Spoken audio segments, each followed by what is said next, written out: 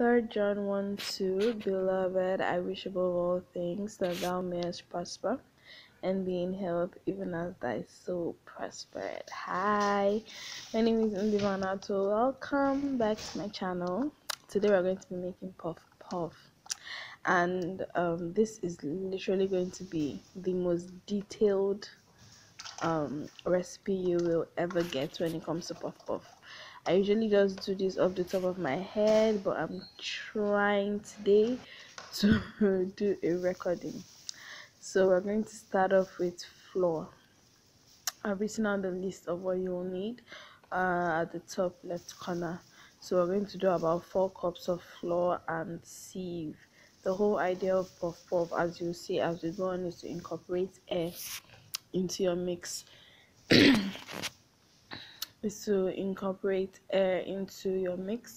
So we're going to sieve that out, and then I'll put the next 2 cups. So the video is going to be quite slow because I don't want to fast forward any like important part. Like, it's very detailed, so I hope you enjoy it. And this is literally my most requested video, and I keep doing puff puff, I keep doing puff puff, and I keep forgetting. So today was a very conscious effort to do this. So that's 5 cups of puff puff. Now you can send in any questions you have, which I doubt because like I'm going to take my time, but this mix should give you about 60 something puffs, depending on how you scoop. You should be able to get nothing less than 70 puffs. So I'm putting 1 cup of sugar. These are like basic measuring cups in the market.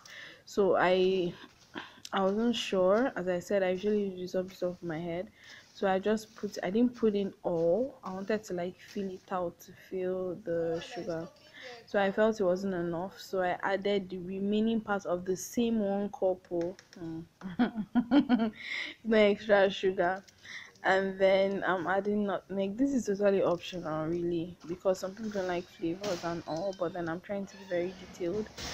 I don't know if you can tell I'm struggling, but I rarely measure this recipe, so this is actually helping me to have an idea of what I do. This measuring set is just very basic. Found it in the market, our local normal market. I think was 500 naira a set. So this is a tablespoon, no sorry, it's a full teaspoon, sorry. And that was like half a pack of nutmeg. I'd already used part of it. So this is milk. I just bought a cup from where I got the flour. I bought a cup as in their own measurement of a cup, which is like a tin, the peak milk thing. So this is, I'm using our own standard measuring to get 1 cup, and that is a pinch of salt. Yeah, pinch. Nigerian pinch of salt. So this is yeast. Now this I'm holding in my hand is usually sold for 15 naira. I don't measure it, but I wanted to see the equivalent, and I think here is 1/8. If it's wrong, I'm going to check it and write in the description box, but I think that's the cup that says 1/8. Okay, so you're going to mix everything. Remember that the nutmeg and the milk totally optional. What is not optional in this mix is yeast and sugar. Be very careful with the sugar, because if you want to add a little bit more, sugar can affect how your flour rises. So you have to be very careful with that. Now to the most important, is this the most important part? Water. Your water cannot be hot, cannot be cold, cannot be too warm, please. Like, if you put your hand inside and you feel please remove your hand and add cold water. I just boiled very little water and then I added a lot of cold water to it. So I'm going to make a hole in the dry mix, and I think I used about 4 cups of water for this, but let's count. Remember, I'm not doing any fast forward, I'm not doing anything, because I want you to see the mix very well. I get asked this a lot on WhatsApp. Did you add, how much water did you add? How will I know when the water is done? Yeah. This is it. You need to take your time when you're adding water. I think that's my third cup. You need to take your time. Sorry, let me adjust this. You need to take your time when you're adding water, because sometimes because you've not really incorporated your whole mix, it might look dry. But here, obviously, I know I'm going to need 1 more cup of water, so I'm adding the 4th cup of water right now. And I didn't even pour all, because I'm like and then I pour the rest, because I noticed there was still dry mix to my right. So I'm just going to mix this slowly. You're just trying to incorporate everything together, and you try to cup your hand. I mix with my hands cupped, because you are trying to incorporate air into your mixture. If possible, try to go one direction. I usually forget, but try cup your hands and then try to incorporate air into your mix. Take your time. See how stretchy the mix is. Your mix shouldn't be too runny. If it's too runny, by the time you rise this, you won't be able to scoop well, and even if you are, it's just going to leave your workspace dirty. So we're just going to mix this in, and make sure that you have no dry areas. Make sure that water is everywhere. Make sure that your mix is thorough.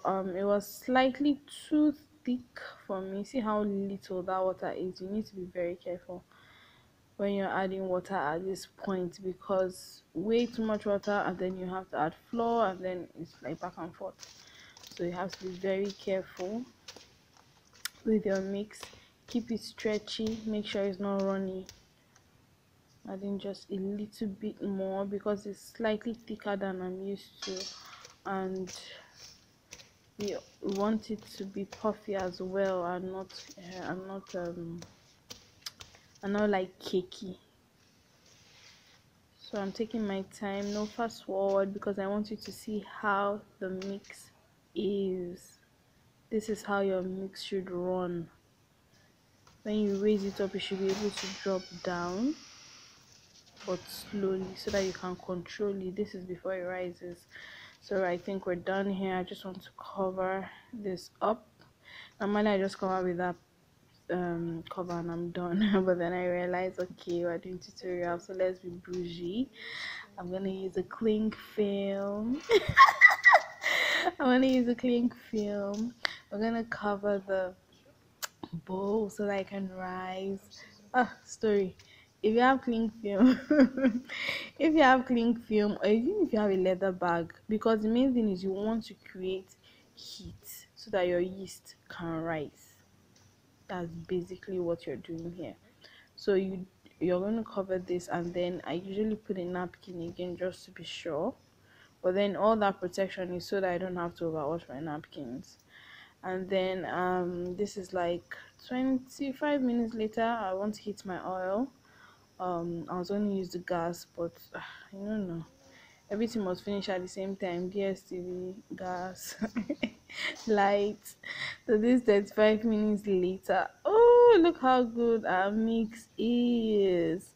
That is what your mix should do after 30 to 45 minutes, depending on how much your mix is and how much yeast you used. So I just washed my hands again, and then I'm just breaking that up. So yeah, this is what it looks like 35 minutes later.